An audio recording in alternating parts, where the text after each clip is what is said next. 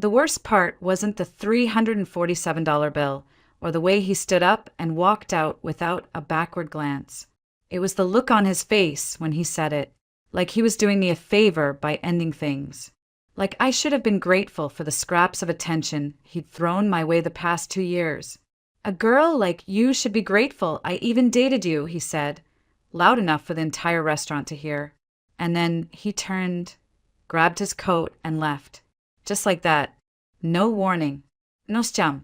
Just those final words echoing in the air as I sat frozen at a white linen table, surrounded by half-eaten appetizers and the kind of silence that's louder than any scream.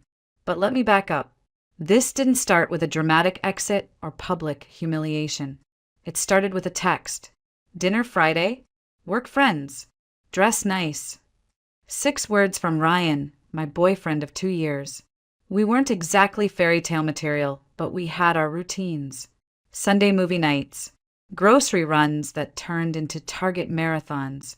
The kind of intimacy you build quietly over burnt popcorn and mismatched socks. So yeah, when he finally invited me to meet his coworkers, I was excited. I thought maybe we were taking that next step, blending the personal and the professional. I went all out. New dress, hair curled. Even watched a contouring tutorial on YouTube, which, let me tell you, was a whole journey. I showed up at Rosa Luna, this upscale downtown spot with glass walls and no prices on the menu. Red flag, maybe, but I was too nervous to notice. Ryan was already seated with 2 guys, Leonard and Pablo. The moment I walked up, I felt it, the shift in the air. He barely looked at me. No smile. No, you look nice. Just, you're late. I wasn't. I'd circled the block 3 times before finding a parking spot. But I smiled anyway. Tried to brush it off. Then came the second hit. Oh, you wore that? He didn't whisper. He didn't say it kindly. Just flat, borderline disgusted. I looked down at my navy wrap dress, classy, simple, flattering, and felt like I was in high school all over again, showing up to a party in the wrong outfit. His friends exchanged a look. I laughed weakly. Was there a memo I missed? No one answered. They'd already ordered without me. Appetizers were on the table. Ryan dove into some story about quarterly targets and client outreach while I sat there, nodding, completely lost. Every time I tried to chime in, he talked over me. When I brought up something funny that happened at work, he cut me off with a condescending chuckle and said, "She works retail. Cute, right?"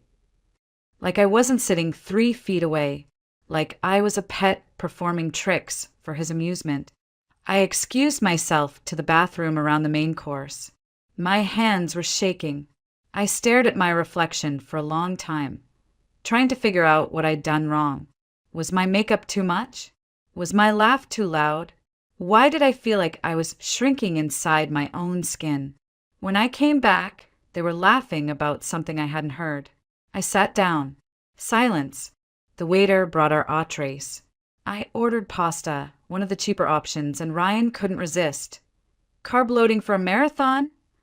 Then, bold choice for someone with your body type. Each comment landed like a slap, but no one flinched. No one defended me. Not even a nervous chuckle from Leonard or Pablo. Just silence and wine glasses clinking. And then the bill arrived. The waiter placed it gently in the center of the table. Ryan picked it up, looked at it, then slid it toward me. I assumed he was showing me the total, but instead he leaned back and said, "You know what? I don't think this is working." My heart stopped. For a second, I thought he was joking. A twisted kind of humor. But he wasn't laughing. "I've been trying," he continued, "but I'm just not attracted to you anymore." He paused, watching my face. "This isn't going anywhere. I think we should break up." There, in front of his friends. 2 years ended like a transaction. I barely registered his next words, but I'll never forget them. "A girl like you should be grateful I even dated you." Then he left, and I just sat there, staring at a $347 bill and wondering how the hell I ever let myself believe he loved me. I wish I could say I stormed out of that restaurant with my head held high. that I made some dramatic speech or dumped my glass of wine in his face. But I didn't. I paid the bill. I walked out into the cold night air, and I cried in my car until my mascara ran into my mouth. Then I drove home on autopilot, parked horribly, and crawled into bed fully dressed. I didn't even take off my heels, just collapsed onto the mattress and let it all hit me at once. The silence was deafening. My phone buzzed twice. Both were notifications from the restaurant tagging Ryan in a boys' night out story. Not even a mention of me. It was like I'd been edited out of my own life. I didn't sleep. I couldn't.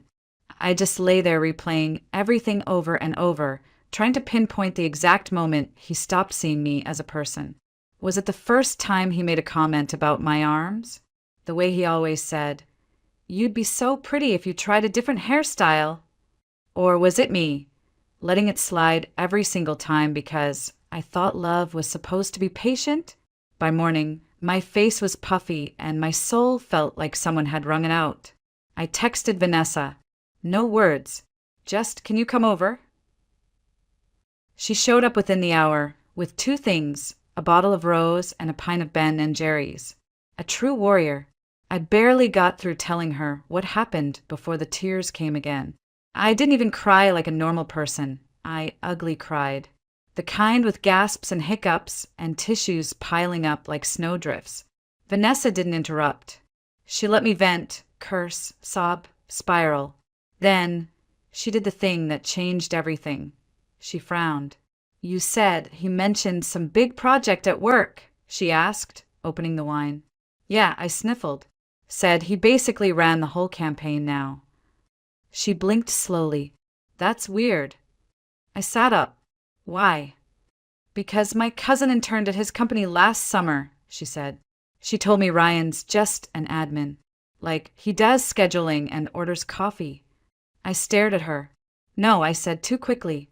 "He has a team. He's always talking about client meetings and flying out for pitches.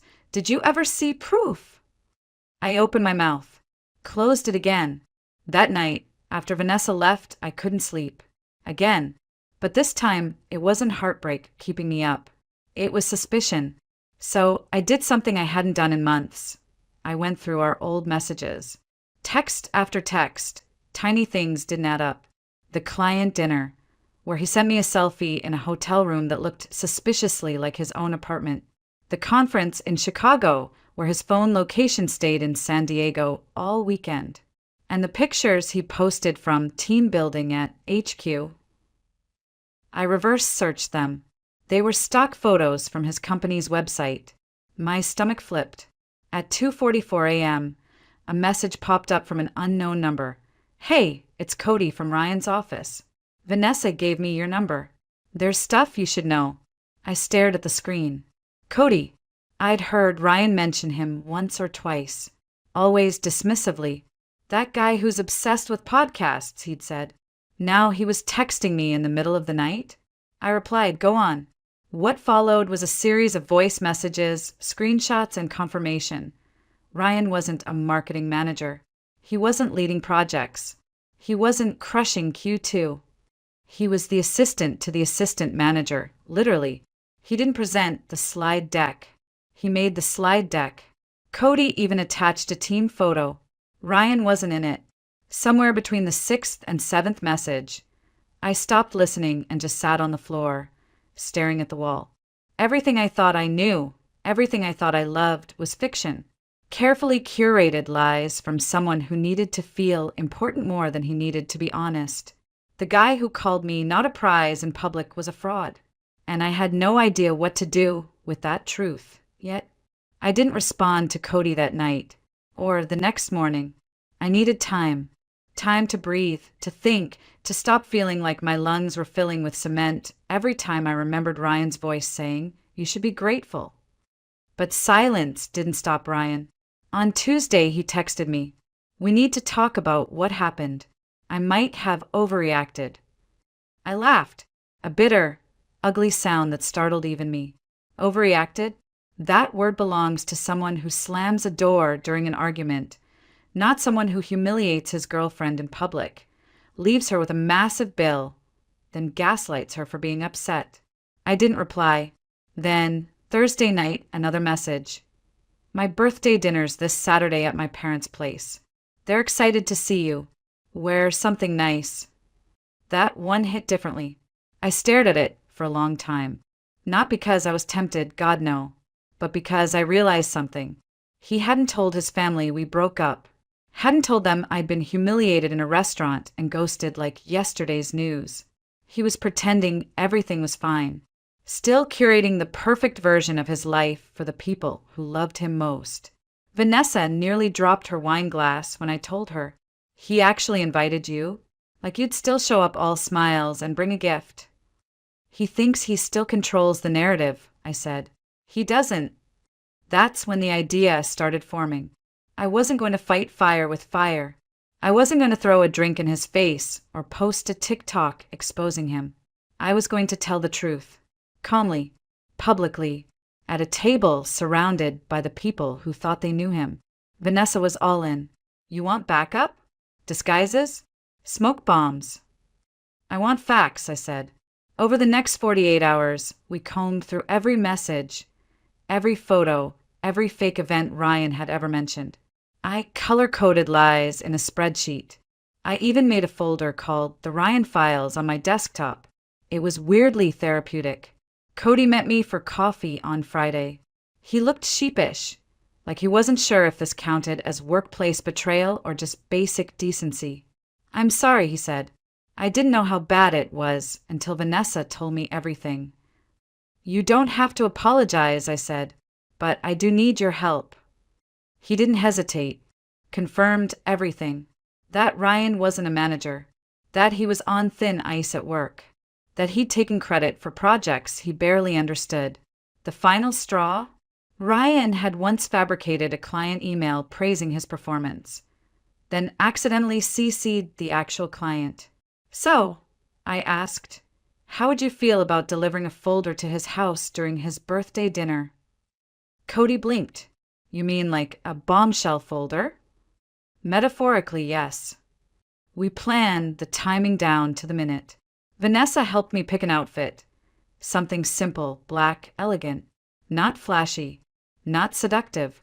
Just enough to look composed, confident. It was the same dress Ryan once called basic. I used to hate it for that. Now it felt like armor. Saturday arrived too quickly. I spent most of the afternoon pacing, chewing my nails, imagining every possible scenario. His mom crying, his dad yelling, Ryan trying to twist everything to make me look unstable. The temptation to back out was overwhelming. At 5:47 p.m., a final text from Ryan lit up my screen. Looking forward to seeing you tonight. My parents are so excited. Big night for us. I didn't respond. I just grabbed my bag, looked at my reflection one last time, and walked out the door. By 6:15, I was standing in front of the Mercer family home, heart pounding like I was about to walk into a courtroom instead of a suburban living room with pot roast on the stove. I rang the bell. Tina opened the door, arms open, face warm. Sabrina, we've missed you. I hugged her. I smiled, and I stepped inside, ready to end the lie once and for all. The smell hit me first. Rosemary pot roast, buttery mashed potatoes, and something vaguely cinnamon drifting from the kitchen. For a second, I froze in the entryway. It felt normal, warm, familiar. Tina guided me in, beaming, completely unaware her son's life was about to implode over dessert. The living room was full. His dad, Ralph, offered me a handshake and a beer in one fluid motion. Kayla, Ryan's sister, raised her eyebrows but gave me a quick side hug. There were cousins, a grandma who I'd always liked, and an uncle I couldn't name but who gave me a thumbs up like we were still in some kind of happy couple bubble. I scanned the room. Ryan was near the fireplace, drink in hand, laughing too loud at something his cousin said. He looked up, saw me, froze. For a flicker of a second, panic crossed his face. Then came the smile, the fake, tight-lipped one I knew too well. He walked over stiffly and gave me a one-armed hug, barely brushing my shoulder. You actually came, he muttered under his breath. We need to talk. Privately. I smiled brightly. Of course I came. You told everyone we had big news to share. His eyes widened. That smile wavered. Tina clapped her hands. Is it what I think it is? She asked, eyes misting. Are we getting another Mercer in the family? Ryan's cousin let out a cheer. Someone popped open a bottle of sparkling cider. I let it all happen. I just kept smiling, kept my voice level. Ryan's fingers tightened around my elbow as he tried to guide me toward the hallway. But before we could escape, his mom announced that dinner was ready. We all filed into the dining room, candles glowing, napkins perfectly folded. Silverware aligned like this was a scene from some Hallmark family commercial. I took my seat beside Ryan, across from Kayla. Tina passed around the roast. Ralph poured wine. And for a few minutes, everything felt dangerously close to normal. But then came the first crack. So, Ryan, Ralph said, chewing thoughtfully, how's that Johnson account coming? You said you were heading the proposal. Ryan swallowed hard. Oh yeah, it's going well. Strategic pivots. High-level coordination. Leveraging. It was word salad, and Kayla knew it. She glanced at me across the table. I gave her nothing, just a polite sip of my water. Tina chimed in next. We're so proud of you, sweetie. Your big promotion, and now, this next step with Sabrina. She looked at me. We always knew you two were meant to be. Ryan coughed. It's not really the time for why not? Grandma piped up. You told me you two were apartment hunting. I set my fork down. Oh, really? I said, sweetly. That's news to me. The table quieted. Ryan tried to pivot, asking someone about football scores, but Kayla wasn't letting him off the hook. So, what's your official title again? She asked. I always forget. Before he could answer, the doorbell rang. Perfect timing. Tina rose with a cheerful, I'll get it. Moments later, I heard her delighted voice float in from the entryway. Cody, what a surprise! Ryan's eyes snapped to mine. He looked pale. His fork hung in midair like he'd forgotten how to use it. Cody walked in holding a folder, all business. Sorry to intrude, he said politely. Just some Monday morning paperwork I needed Ryan to look over. Real quick. Tina waved him to the table. Nonsense. Stay for cake. Ryan stood so fast his chair scraped. We can talk in the den. Ralph shook his head. We're all family here. Handle it right here. Cody sat down in the empty chair I'd saved for him. Ralph turned to him. So, how did that big presentation go? Ryan said he led the whole thing. Cody hesitated, then glanced at me. I gave a small nod. It went well, he said carefully, but our manager gave the presentation. Ryan supported logistics and visuals. Silence. Ralph blinked. That's not what we heard. Ryan jumped in, laughing awkwardly. He's downplaying it. Kayla crossed her arms. Are you getting promoted or not, Ryan? Cody looked between us. There's been some confusion. Ryan is an administrative assistant in the marketing department. Tina gasped. Grandma let out a little ha. Ralph's fork clinked onto his plate. You lied. Ryan scrambled to recover, but every answer led to more unraveling. The team he said he led? 2 interns. The corner office. Fiction. The business card with VP title. Apparently ordered online as a joke. He was spiraling, and I wasn't done. Oh, speaking of business dinners, I said, cutting my steak. Remember that restaurant last week? With Leonard and Pablo? The one where you told me I should be grateful you even dated me. The room went silent. Cody looked down. Kayla's mouth dropped open. Tina stared at Ryan like she didn't recognize him. And that's when I knew the lie was dead. Ryan didn't explode right away. He sat there, twitching, mouth opening and closing like he was trying to rewrite the script in real time. Tina broke the silence, voice trembling. Ryan, is this true? Her son, The one she'd always defended didn't meet her eyes. He just muttered something about context and nuance. I'm not a liar, he snapped suddenly, voice rising. Cody's jealous. Sabrina's exaggerating. Everyone's ganging up on me. You told us you were being groomed for senior management, Ralph said quietly. I am. It's just complicated, Kayla cut in. You've been lying to everyone, Ryan, and apparently humiliating your girlfriend in public while you're at it. Ex-girlfriend, he corrected with a scoff. Then he looked at me like I was the problem. You think you're some kind of victim? You never supported me. Always nagging. Always judging. A girl like you should be lucky anyone gave you the time of day. The words hit the table like a dropped glass. Tina gasped. Ralph's face hardened. Grandma shook her head in that slow, disappointed way only old women can pull off.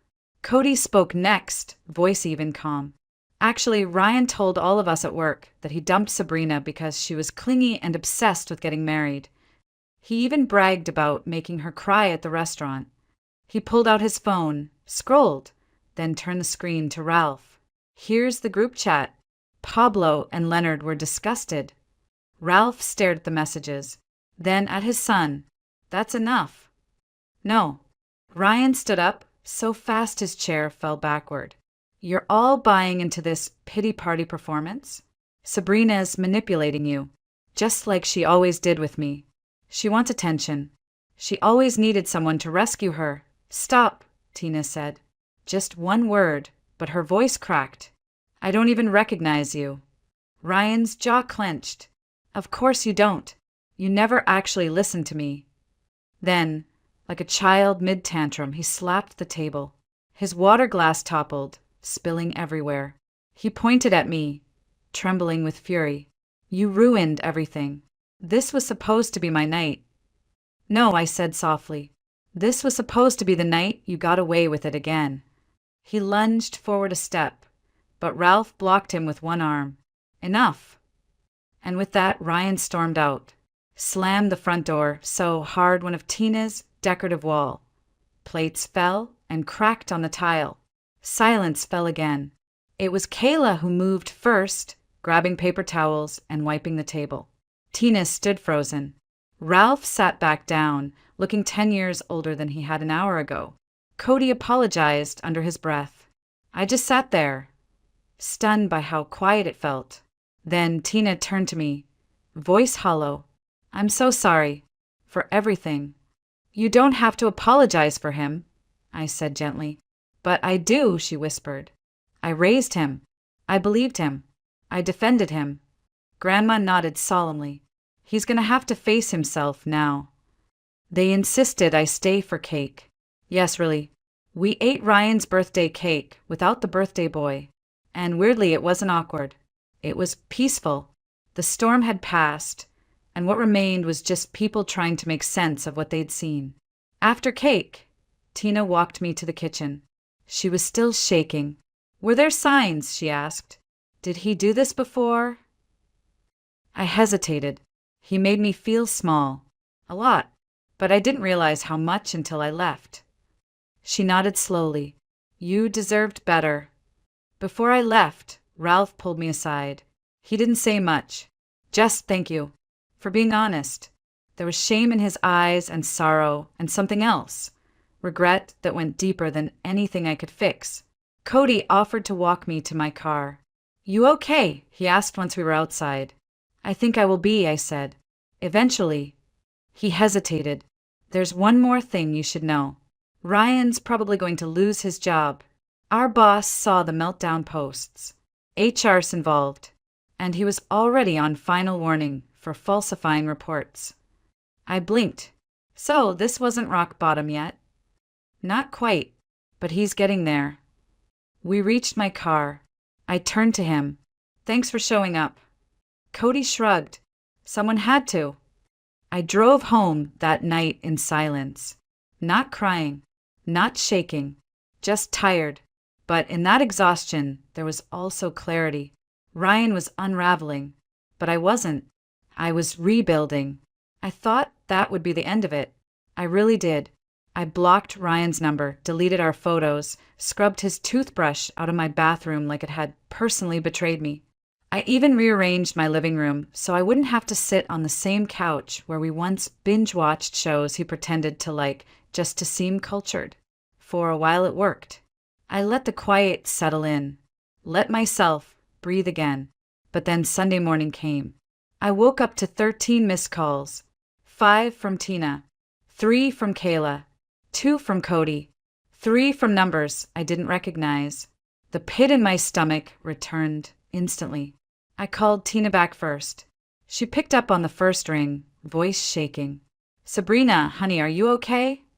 I said yes, even though I wasn't sure why she was asking. Then she told me everything. After storming out of his birthday dinner, Ryan went on a full-scale spiral.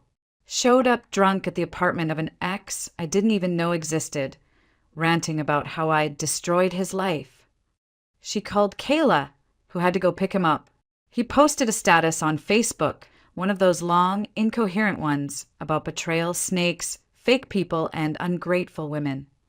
He even threatened Cody by text, saying he'd make him regret interfering. Bold, considering he was one HR meeting away from unemployment. But the worst part wasn't the drama. It was what came next. Ryan had sent a private message to Pablo with my home address, saying she'll pay for embarrassing me like that. Watch. Pablo, bless him, immediately forwarded the message to Tina, who then spent the next 2 hours trying to reach me. I stared at my phone, trying to decide if I was supposed to be terrified, but all I felt was exhausted, like my nervous system was finally too burned out to register panic. Tina and Kayla showed up at my apartment 20 minutes later, pastries and coffee in hand. "Sorry for the invasion," Kayla said, "but Mom was about to break into your building." We sat in my tiny kitchen with its one wobbly chair and talked like people trapped in a bizarre reality show. Turns out, Ryan had always been like this. In college, he lied about being on the baseball team, made up relationships, pretended to be scouted by Google. He didn't just fake a career, he faked a personality. Tina looked heartbroken as she told me story after story of a son she thought she knew, one she defended for too long. "We raised him better," she whispered. "At least, I thought we did." My phone buzzed again. "Cody, he's downstairs," he said. Lobby manager called me. I froze. Ryan had shown up, drunk again, demanding to be let into my apartment, screaming my name in the lobby, threatening security when they refused. This time, the building manager called the police. Tina insisted on going down herself to deal with him. I watched from the window as she marched outside, flanked by Kayla and Ralph, who'd apparently driven straight from church. Ryan was in the parking lot, arms flailing, pacing like a caged animal. I couldn't hear what was said, but I saw his face, saw the moment his father pointed to the car and said something final. Ryan crumbled, and they drove him away. That was the last time I saw him in person. He got fired from work that Monday. Never showed up. HR had screenshots, witness statements, everything. According to Kayla, he moved in with an uncle in Arizona. Off the grid. His social media disappeared. Tina still sends me holiday cards, which is sweet but complicated. Me, I'm doing okay. I finally bought new throw pillows. Deleted that spreadsheet called the Ryan Files. Took a solo trip up the coast just because. Vanessa still checks in daily, and Cody? We're not dating, but we meet for lunch sometimes. We joke about it, how our friendship was born out of chaos. Maybe that's why it works. One afternoon, I found myself back at the same restaurant. Rosa Luna. I walked by on a whim, looked through the window. Different tables, different people. No ghosts. For a long time, I hated myself for not fighting back that night, for not saying something clever, for just sitting there. But now I know silence was the beginning. It wasn't weakness. It was the space where I started remembering who I was. Ryan fell apart trying to keep up an illusion. I let it all burn, and what's left is real,